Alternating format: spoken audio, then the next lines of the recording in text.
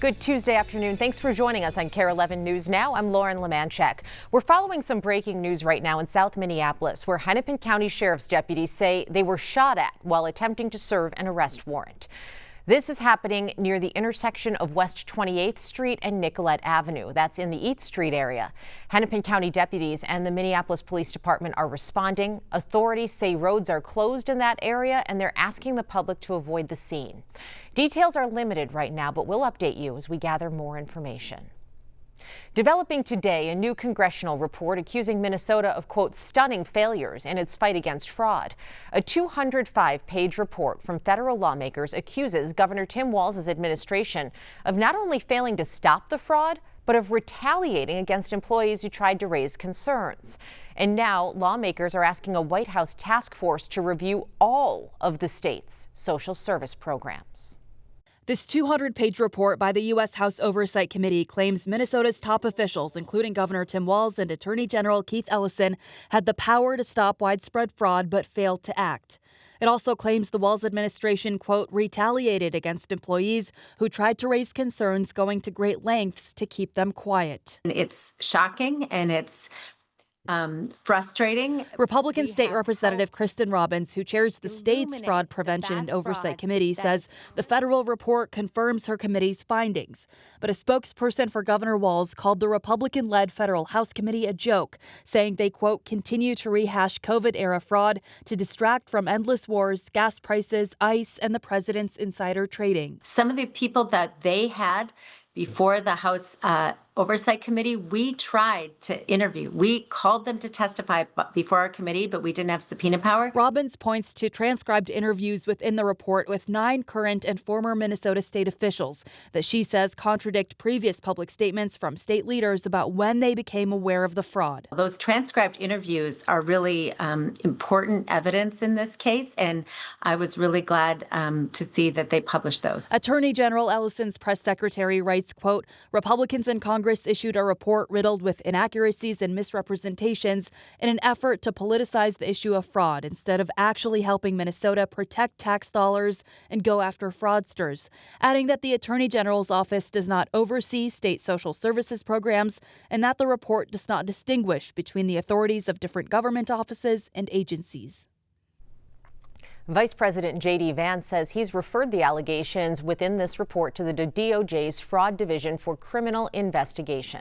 The Department of Justice estimates that up to $9 billion federal dollars were lost to fraud in Medicaid-related programs since 2018 in Minnesota. The Justice Department says Vance Belter will not face the death penalty.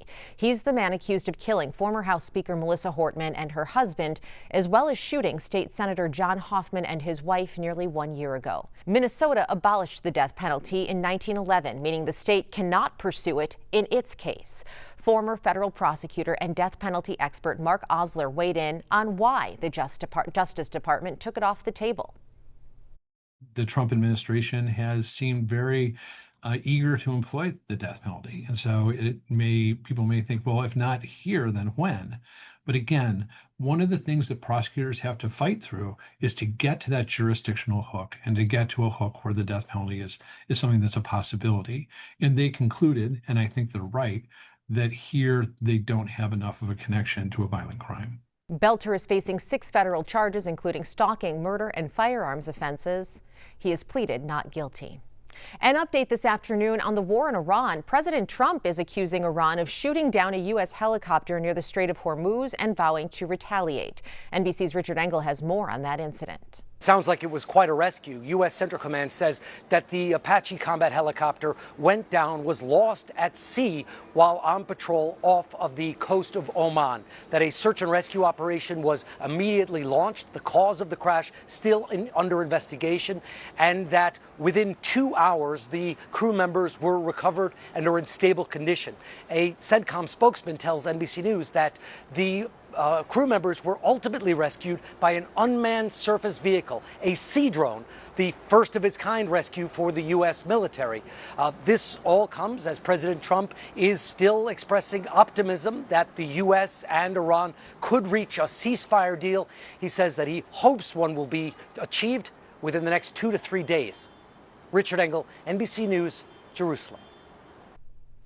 2 months after the historic Artemis II mission around the moon, we know now who will take up the challenge to be the next Artemis crew. NASA announcing today that a record-setting astronaut, Frank Rubio, first-time space flyer Andre Douglas, and veteran flyer Randy Bresnik will be on the spacecraft, as well as Italian astronaut Luca Parmitano. So to the Artemis III crew, we wish you Godspeed on the journey ahead. You carry the fire of exploration from generations past, the confidence of this agency and the support of this nation, and the dreams of millions who will be cheering you on, knowing that what others believe to be impossible happens to be what we do best here at NASA. Artemis III is set to launch in 2027. It will not go around the moon, but will orbit the Earth, testing human lunar landers, all part of NASA's efforts to bring humans back to the surface of the moon. The two companies entrusted with developing spacecraft are SpaceX and Blue Origin. But the program faces challenges after Blue Origin's New Glenn rocket suffered a major on-pad explosion just 2 weeks ago. NASA says it's working with Blue Origin to assess the failure and is weighing whether Artemis III can stay on schedule. In a highly unusual move, a Somali referee who was set to make history for his country as the first Somali person to officiate at a World Cup has been denied entry into the United States. Omar Abdul Qadir Artan is one of Africa's top referees and was due to meet up with other World Cup officials ahead of the tournament kickoff on Thursday. Authorities said he was denied entry at Miami International Airport over, quote, vetting concerns, despite having a visa to travel to the U.S. The Somali embassy in the U.S. says it's making diplomatic efforts to resolve the problem, but FIFA says it was informed by the U.S. that authorities that the referee's status will not be changed at present. The agency said Artan will not be able to train and officiate at the World Cup. Minnesota once again ranks near the very top of a trusted national report tracking child well-being. But the newly released Kids Count report shows we're slipping further down the list in education. The 2026 Kids Count data book from the Annie E. Casey Foundation ranks Minnesota 5th for overall child well-being. We came in 2nd for economic well-being, 4th for family and community factors, and 5th for kids' health. However, we fell from 17th to 21st in education. Since the pandemic, Minnesota has seen preschool enrollment, 8th grade math, and 4th grade reading proficiency all decline.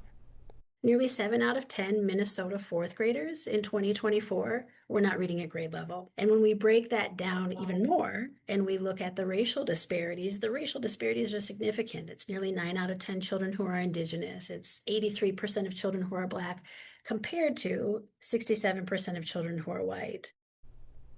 Now, it's not all bad news for education. The report shows the graduation rate has held steady and even improved slightly since 2024. And there's also hope for reading. The state began implementing the READ Act in 2024, which was a huge investment in new curriculum and training.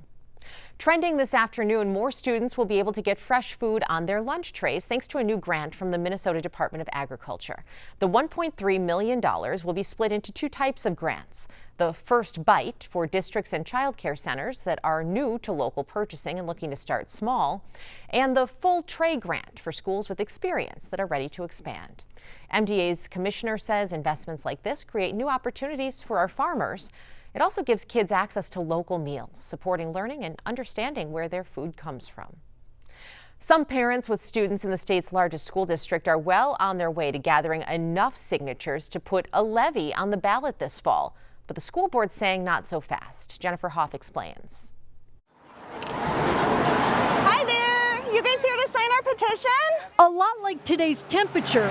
Today is the 8th. These parents' push for more school funding. Yep, and then just the address. Is really heating up, and Shaylin Burbig couldn't be more proud. I'm excited to make this move for our schools. Our schools really need it. She leads the nonprofit Parents for Good, a grassroots group that formed 3 months ago, fighting back against layoffs and a budget deficit across Anoka-Hennepin schools. The state's largest district facing a $6 million deficit and has laid off at least 75 employees as the board is split on whether to support a levy, something that hasn't been on the ballot for nearly 10 years. signers. Can we get one more clipboard over here? Burbig hoping her group can gather enough signatures, forcing the board to take one up this fall, counting 1,000 so far. Thanks for carpooling. Some 600 shy of what she says state law requires by July. Except in a statement, the district writes its lawyers say levies can, quote, only be commenced by action of the school board, and that the petition doesn't require an election to be held. Even if they don't necessarily agree with us or they don't totally understand it yet, they want us to be able to vote on it. And they think that the community should have a voice in this and not just a few school board members. No worries, I can take that. Burbig says the proposed levy would cost an average homeowner about $320 a year. Thank you so much. A necessary push, she adds, to support more students. This is really about them and making sure that they have a good and safe learning environment.